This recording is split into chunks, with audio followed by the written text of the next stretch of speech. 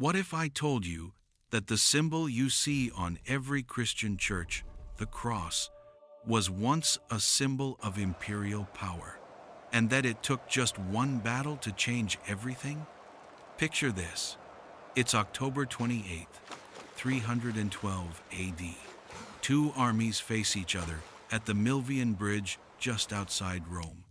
On one side, Constantine, an ambitious general fighting for his very survival. On the other, Maxentius, the established emperor with every advantage. By sunset, one man would be dead, another would become the sole ruler of the Western Roman Empire, and Christianity would begin its transformation from a persecuted faith to the dominant religion of the civilized world. This is the story of how a single afternoon changed the course of human history forever. The year 312 AD was a time of unprecedented chaos in the Roman Empire. The once mighty state had fractured into competing pieces, with no fewer than 4 men claiming the title of emperor simultaneously. This period, known as the Tetrarchy, was supposed to bring stability through shared power. Instead, it had unleashed civil war on a scale Rome had never seen. At the heart of this struggle was Constantine, a brilliant military commander who had inherited power in Britain and Gaul from his father Constantius. But Constantine wasn't content with ruling just the fringes of the empire. He had his sights set on something far greater: complete control of the Roman world. Standing in his way was Maxentius, who controlled the most valuable prize of all Proetian, Rome itself. Maxentius had seized power in 306 AD and had spent the intervening years consolidating his hold on Italy and North Africa. He commanded vast resources, controlled the imperial treasury, and most importantly, held the symbolic heart of the empire.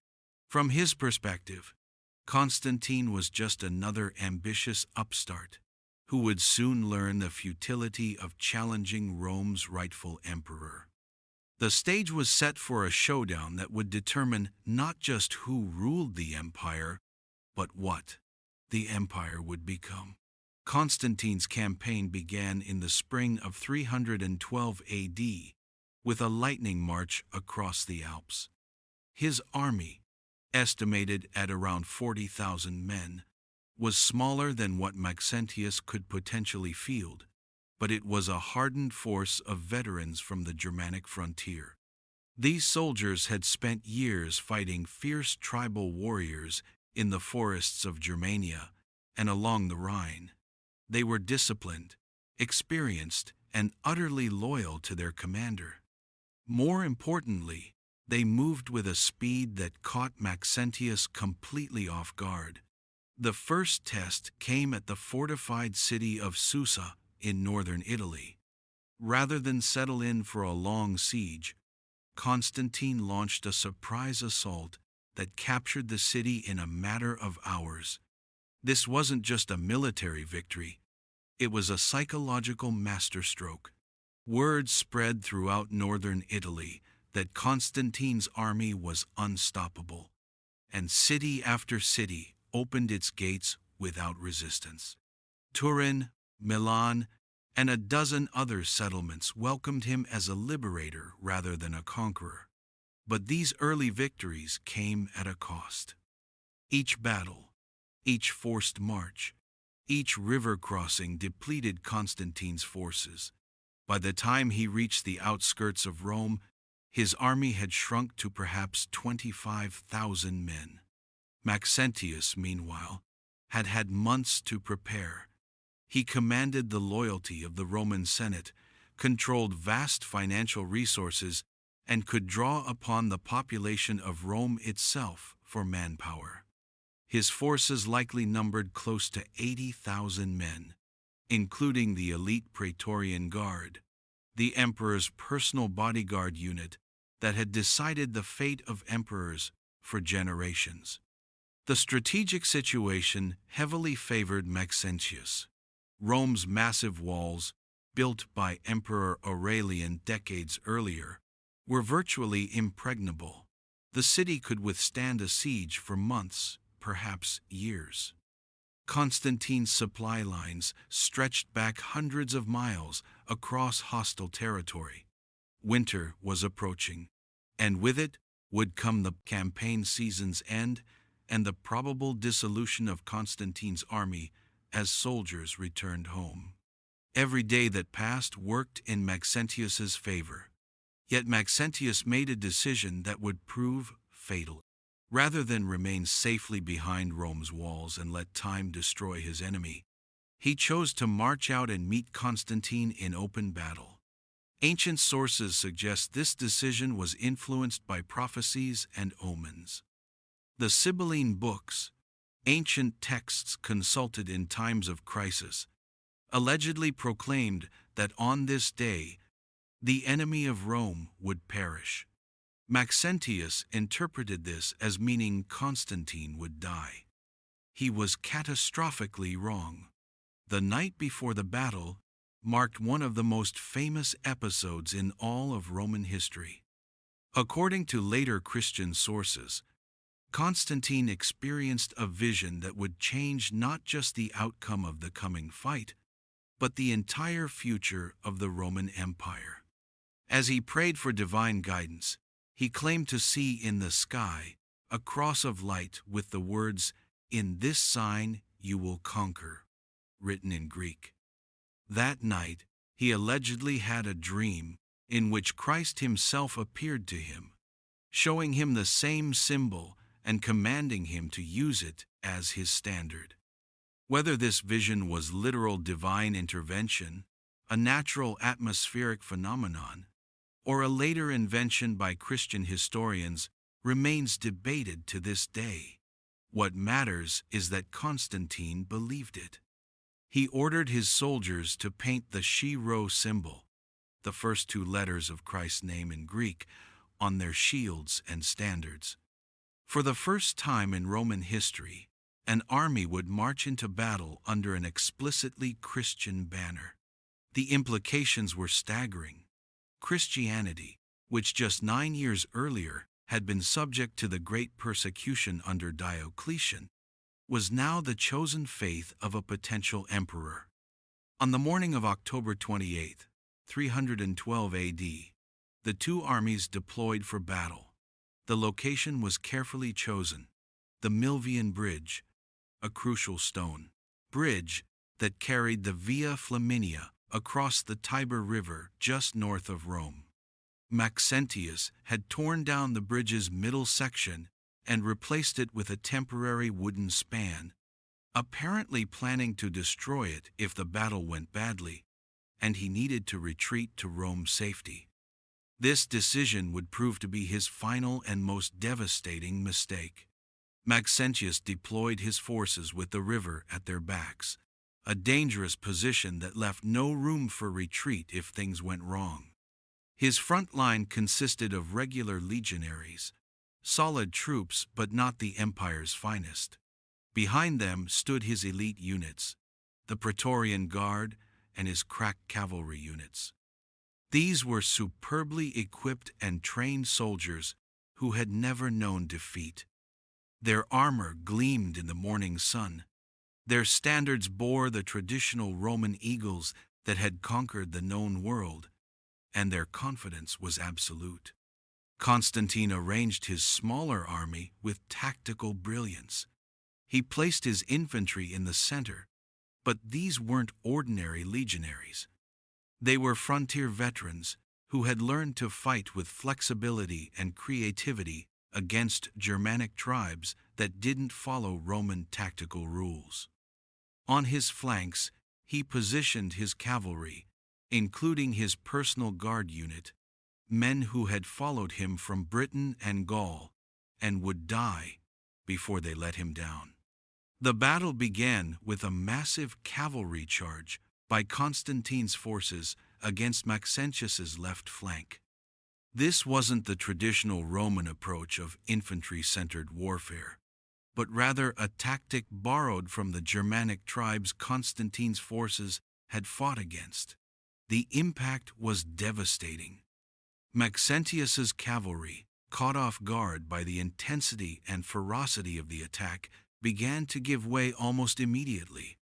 But the real turning point came when Constantine personally led a second cavalry charge directly at the center of Maxentius's line. With the Chi blazing on his standard, and his voice rising above the clash of weapons, he smashed through the first rank of Maxentius's infantry. The psychological effect was immediate and catastrophic. Soldiers who had been told they were fighting for Rome's legitimate emperor suddenly found themselves facing a man who claimed divine backing and who fought with seemingly supernatural fury. The collapse of Maxentius's army was swift and total.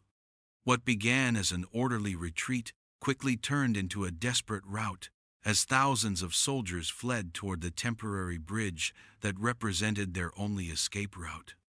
The narrow wooden span, never designed to handle such weight and panic, became a death trap. Men pushed and shoved, fell into the river, or were trampled underfoot in their desperation to reach safety. Maxentius himself was caught in this disaster. Whether he fell from the bridge, was pushed, or jumped deliberately to avoid capture remains unknown. What is certain is that the man who had ruled Rome for 6 years drowned in the Tiber's muddy waters, his body weighed down by the imperial armor that was supposed to protect him. When his corpse was pulled from the river the next day, his head was cut off and paraded through Rome as proof of Constantine's victory. The aftermath of the Battle of the Milvian Bridge was immediate and far-reaching. Constantine entered Rome not as a conqueror, but as a liberator. The Senate, which had supported Maxentius out of necessity rather than conviction, quickly transferred their allegiance to the new master of the Western Empire. The Praetorian Guard, that ancient institution which had made and unmade emperors for centuries, was disbanded forever, their camp destroyed and their memory damned. But the most profound changes were religious rather than political. Within months of his victory, Constantine issued the Edict of Milan, officially ending the persecution of Christians and granting them full legal recognition throughout the empire. Temples that had been destroyed were rebuilt, bishops were recalled from exile, and for the first time in 3 centuries, Christians could practice their faith openly without fear. The transformation wasn't just legal, but cultural.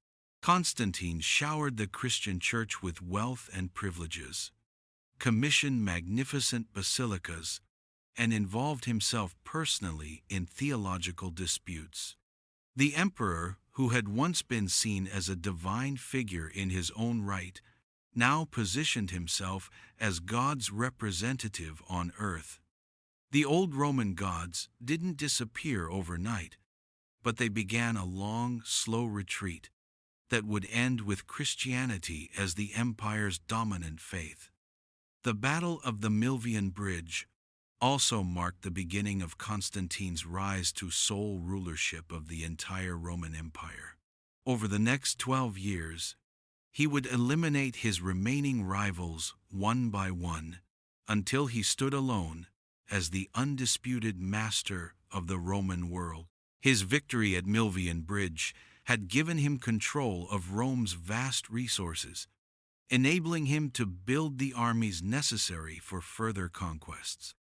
Perhaps most significantly, the victory validated Constantine's claim to divine favor in the eyes of both his soldiers and his subjects. The man who had marched into battle under the sign of Christ had emerged victorious against impossible odds. This wasn't just military success. It was proof of divine approval that would sustain Constantine through the challenges ahead and convince millions of his subjects that the Christian God was indeed more powerful than the old Roman deities. The battle's influence extended far beyond Constantine's lifetime. When he founded Constantinople as his new eastern capital, he built it as an explicitly Christian city, complete with magnificent churches and religious art. The legal and administrative structures he established would endure for over 1,000 years, shaping medieval Europe and influencing the development of Western civilization itself. The irony is almost overwhelming. A battle fought for the most instaured, traditional of reasons. One man's ambition to rule the Roman Empire had consequences that nobody could have foreseen. The cross, which had been a symbol of shame and execution, became the standard under which armies marched and emperors ruled. Christianity, which had begun as a small Jewish sect preaching peace and humility, became the official religion of history's mightiest military power. The Battle of the Milvian Bridge reminds us that history often turns on moments that seemed insignificant at the time. If Maxentius had remained behind Rome's walls, if Constantine's vision had been different, if the temporary bridge had held just a little longer, the entire course of Western civilization might have been altered. Instead, on that October afternoon in 312 AD, the ancient world died, and the Christian medieval world was born in its place, all because one man believed he had seen a sign in the sky and chose to follow it into battle.